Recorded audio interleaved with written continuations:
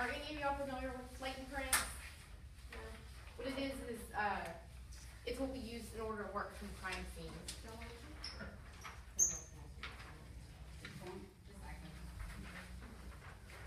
Thank you.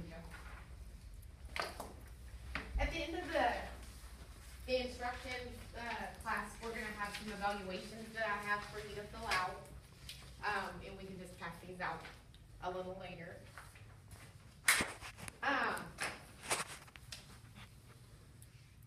Today we're going to be discussing the basic concept of latent prints. I'm going to demonstrate on this bowl of how to lift a print. This is going to be real basic. There's obviously a lot more to it than this, but this will just kind of give you an idea of how we do some fingerprinting and stuff like that when we go to crime scenes. Our objectives today are going to be able to understand what a latent print is and successfully lifts a latent print. Latent print is a hidden or unseen print left on an object.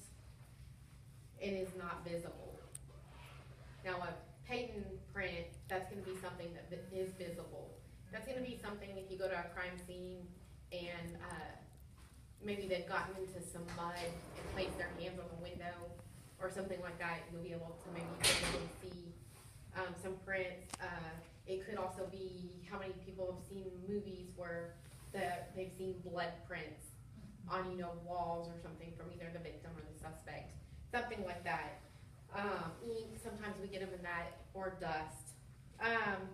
The latent print is visible from putting powder over it, and this is called dusting. So what you're going to want to do is you're going to want to have your supplies here, and what you have to have is you're going to have brushes, and they come in just different shapes and sizes, and they just vary because of the powder that you're going to use. Obviously you're going to have some powder.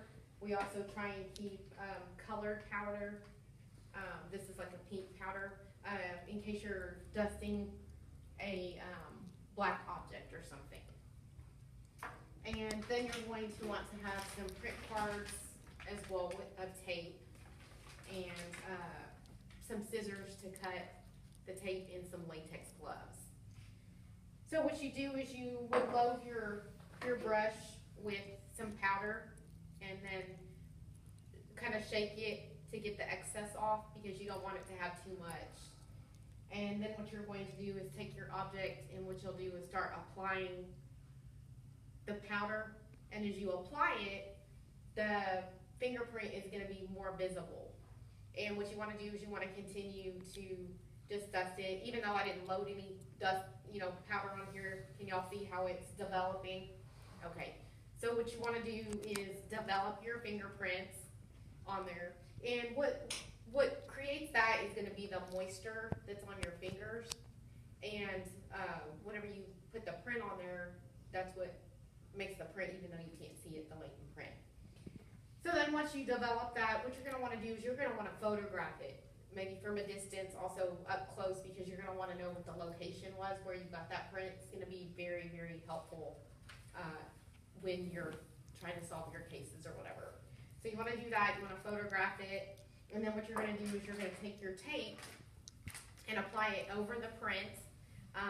And you kind of have to select where you're going to do it, because depending on which way the print is and how you're going to lift it, so this takes just a little bit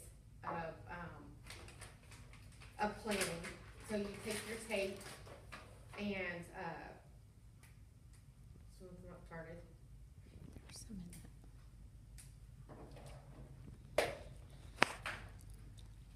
They also make these simple little strips that you can pull off, and what you want to do is take you a piece and just apply it over there, making sure to get all the air bubbles out.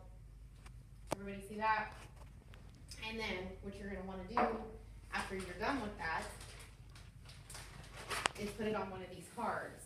And on the back it has the case number, the location, anything else that you might want to add on there.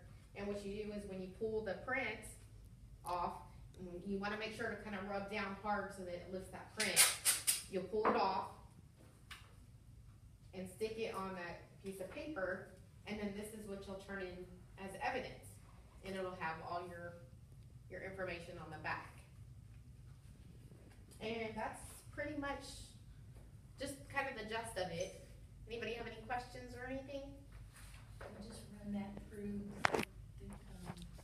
Print Finder, or to see if it's already on file, or?